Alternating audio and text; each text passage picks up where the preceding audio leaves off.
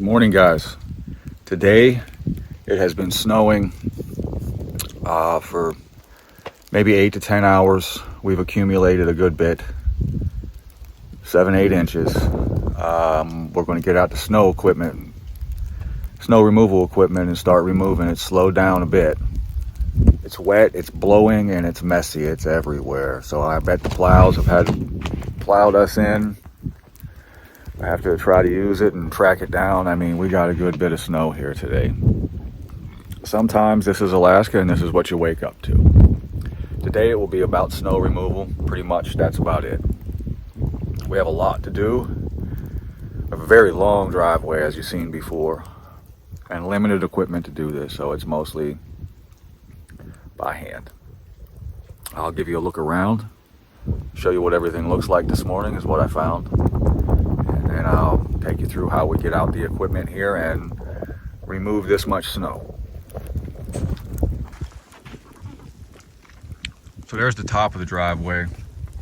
That is an ash can that I use for removing some things in the fire box there. It is definitely covered 3/4 of the way. That's about 10 to 12 inches high, so I'd have to say we have about 7 inches accumulate. I got to get down there so that we can get out for services if necessary.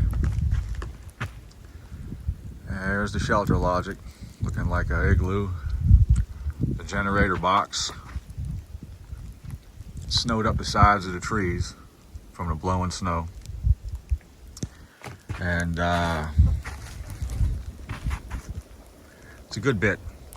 So the snow plow that we're going to use today, we're going to track it down with an ATV, and then we're going to use the shovels to remove some, and maybe even the plow. But this much is really hard to plow up here. We don't really have the room. We get stuck a lot. We don't have a lot of push-offs. This is just our second winter. Our first year was sheer panic and trying to figure it out. The snow is getting wet now, and it's going to get a little harder to remove, more heavy. So I better get at it. I got to get up in that shelter logic and get the ATV out to track down some of this snow. So I'll come down here. I'll put some of that on video, show you how I track it down. But it's starting to get really heavy and wet right now. So this snow is going to get heavy and quite possibly freeze. That is detrimental to us getting out of here. We're way up off the road. See if I can elicit some help to do this. This is a lot of work for one person, but it's what we do out here. So let's get it done. All right, guys, so I got the ATV out. The plow, an ATV plow isn't going to work in this scenario for us. I enlisted some help. Corey's out and he's down at the bottom of the road, so that we can get down there. It's several hundred feet down there. You can see how deep the snow actually is. It's about 7.5 inches. I don't know. The ATV goes through it in full load. That's about 8 inches off the ground. It's covered most of the way up. It's up to my calf. Welcome to Alaska, off-grid adventures. This beautiful, glorious morning. It's a lot of snow to remove. My wood's buried, my trailer's buried, the shack is buried, solar panels are open, ain't no sun to be had yet, so. But this is the shelter logic and the Arctic Cat with a plow on it. I mean, you can see we've had this up for a while. That's the wood mill. We have it stored for the winter. That's something to consider too, fellas. This is ice. I'm talking about ice, baby. It's going to be all over your stuff, but you can see how high that is. Have to shovel our way out of it. It will be an incline to get up out of there. All of our precious stuff. Some of it is probably going to be ruined, maybe. I don't know. I hope not, man. I hope not. Alaskan off-grid adventures. I wanted to see if we could do it. And this is what it is. Anyway, I'll take you on the first rip down the path to show you how I packed the snow down. And that's about the best we can do, because removing it with a shovel is pretty bad. But you can sling the snow all over the place back down to the original pack. You can almost get traction with a vehicle. The vehicle might not pass, but the ATV with the big wide tires will smash it down and make a trail. And those are the intentions today. So we'll take a ride down to the bottom. I don't know, it's only about 6 degrees outside. This is the Polaris 400 Sportsman that we use to log and everything else and pack down snow. So pick up here in a second as soon as I put my gloves on. It's a little too cold.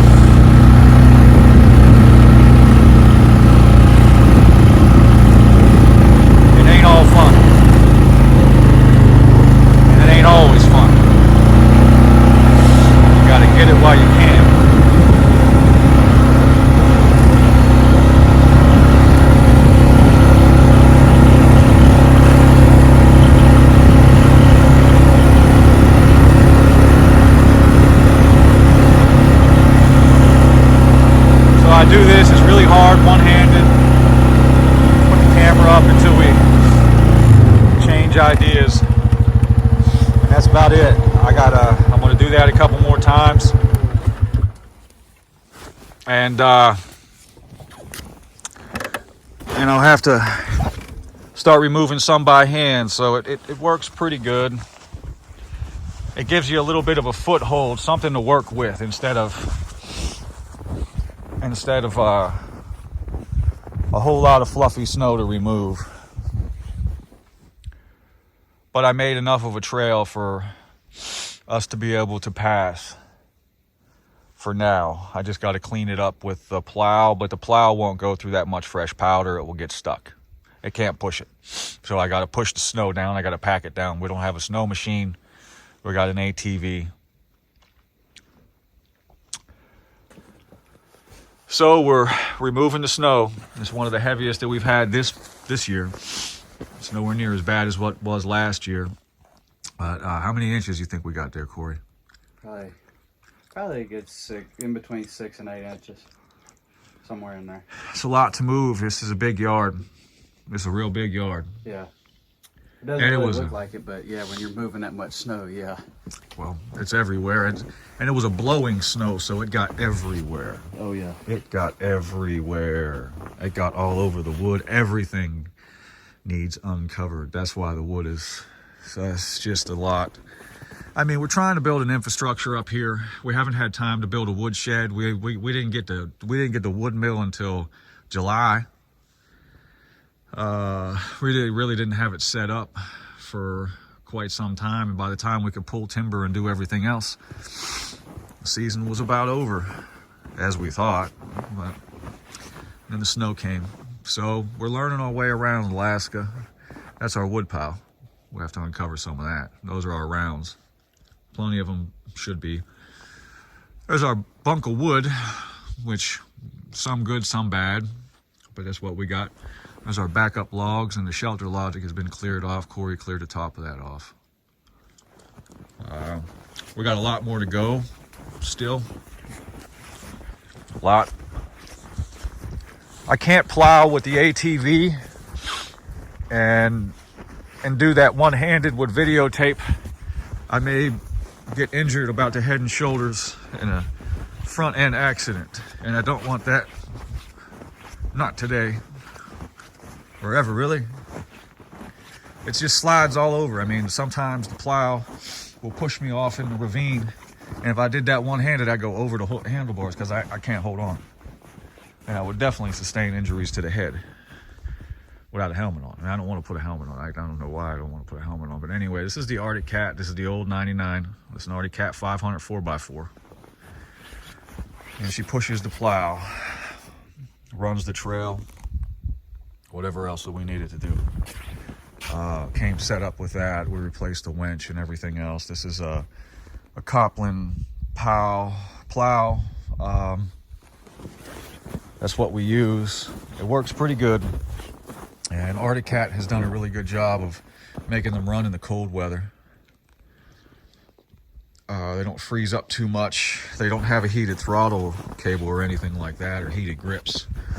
But it's not too bad today, cold. This one has heated throttle cables and grips that don't do much good. Anyway, I'm going to get back at it. I will get you guys some more content on what it's like to live in Alaska through a basic winter. This is a pretty light winter, guys. Last year, this time, it was either 17 below or it was snowing feet.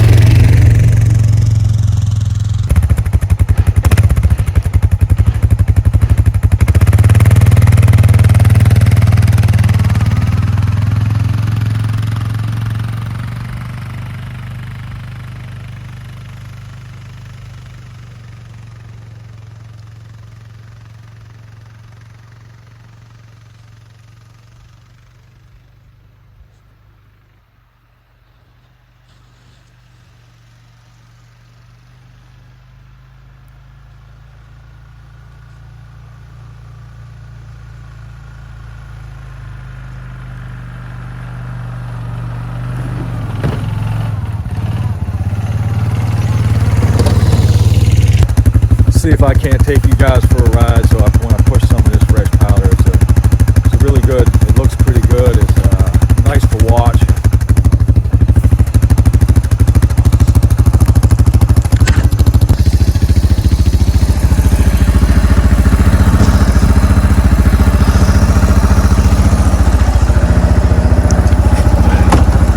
Try to do this without receiving numerous injury.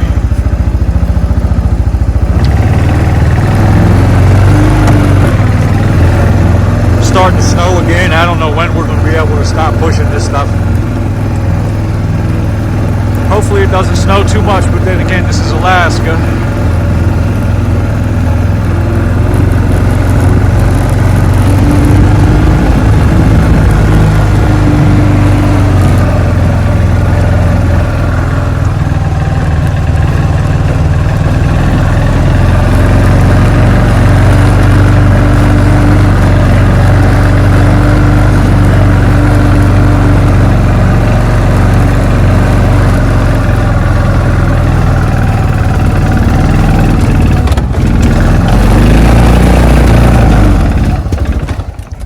Out of gas. Out of gas, man. All right, guys. It still hasn't stopped snowing. We went in to have a quick bite to eat. The generator went down. I don't know. Low on oil or something. Have to fix that. But first, I got to deal with the snow. So, this is the plow. You see there's a 1/4 inch that fell. 1/4 inch easy. So there's that. Anyway, we're gonna get back at it and push some snow out of the way until it's time to cook dinner. Frank, hold it. Come on, bud.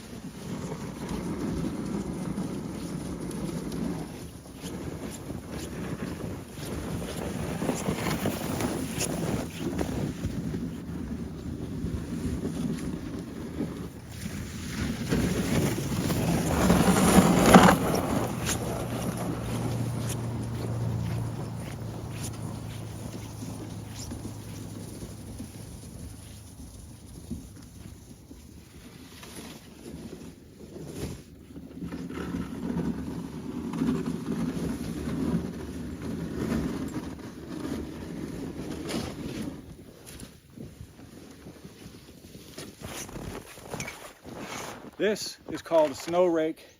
We had somebody ask about it. It extends. You can push it. It extends pretty good. And you can pull snow down. It is helpful. You can find them at your local hardware store. If you're in a state where it snows quite a bit, it's called a snow rake. And it's for pulling the snow down off of the roofs. It's helpful in a lot of applications. What applications you use them in and it's helpful to you is up to you. Sometimes when you pull it, it pulls it down on you. It's easier to get up there and shovel if you are agile and mobile enough to be able to do that. But this is called a snow rake. And they work pretty good in some applications. I couldn't get up on that thin roof right there, so I used a snow rake. For this little thing right here, I'd use a snow rake. But it does, for the shelter logic you can't get on top of, that's helpful.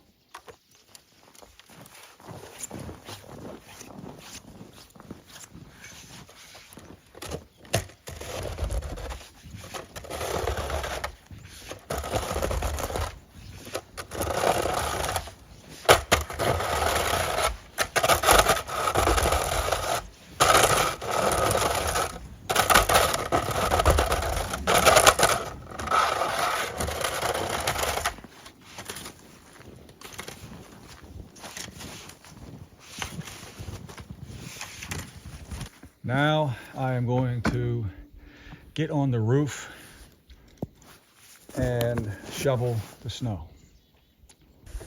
All right, guys, we shovel the roofs because it's the best option. The snow rake doesn't really work. It pulls it down on top of you. It's good for things that you can't climb on. Unfortunately, this is the best and most efficient way. Maybe you don't want to try this at home if you got a metal roof or something. And if you do have shingles, don't go side to side or up. Go straight down and that's it, or you'll start knocking shingles off. But if you have a roof pitch that slides, a lot of people do in Alaska, it slides off. Sometimes that damages things. We don't have gutters because it will rip the gutters slap off. We have as much snow up here, about a foot. It's as deep as my boot, almost up to my calf. 12, 13 inches. Some people use snow blowers on top of the roof if they have a flat roof. I've seen it done. They use machinery to lift it up there, and they put a snow blower right on the roof. I mean, you got to get it off. It can collapse. So this is how we do it.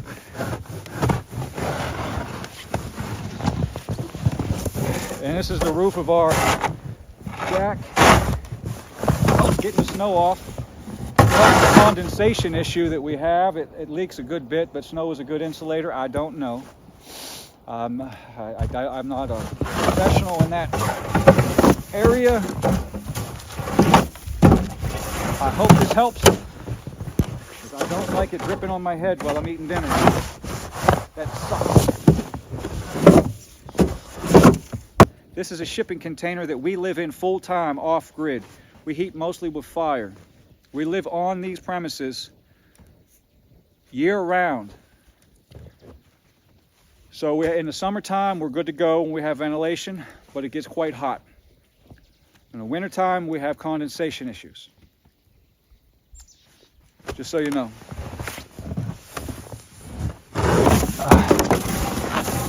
Days like this, we got to keep a fire going all day, or all our food and all our water may freeze. It ain't too bad cold, but 32 degrees is freezing. It doesn't seem like it to me, but 32 degrees will freeze water and canned food and your pets. So it's something that we have to do. We keep the fire going, and that's why we say 6 to 8 cords depending on temperature. If it stayed 32 degrees, it would be hard to light a fire. 32 to 42 degrees, you don't need a fire because it will get so hot in the house that you won't want one. But at nighttime, we dip down, 5 degrees, 7 degrees, 11 degrees. Too cold to not have a fire, but sometimes uncomfortably warm. I'd like it to be, 55 to 65. Sometimes it ends up 75 to 80 when we start cooking. That is uncomfortable, but if the fire goes out, it's really hard to restart. So we burn one log at a time, generally spruce, hardwood birch. We do have a lot of, but it takes up to 2 full years to season out and burn correctly without the possibility of a chimney fire or too much moisture, excessive moisture, which will cause a lot of smoke.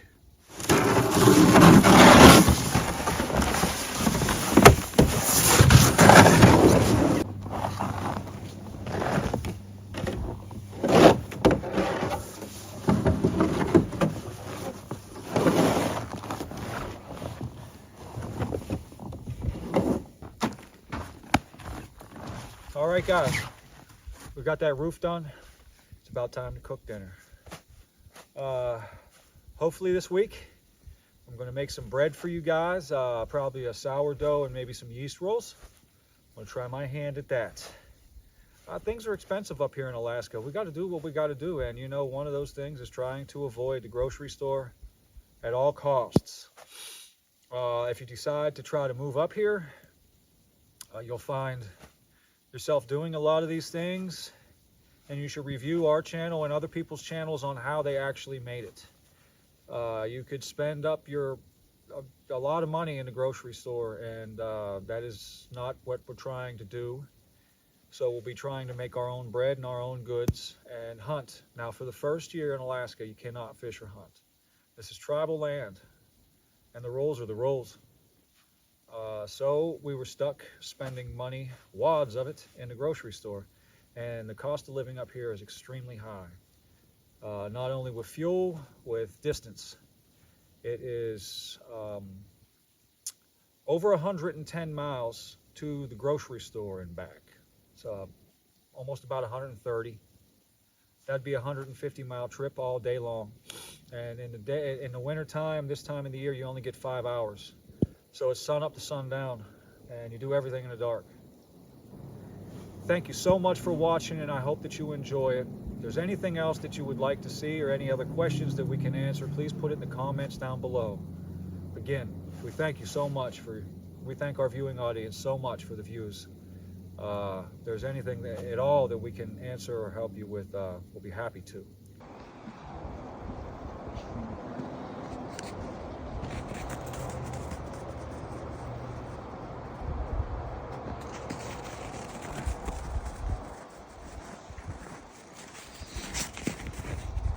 Pepper's getting too old to do all this walking. Christmas Eve in Alaska. This is how it has turned out. It is snowing very heavily. Oh boy. Oh, more snow removal coming soon, I guess.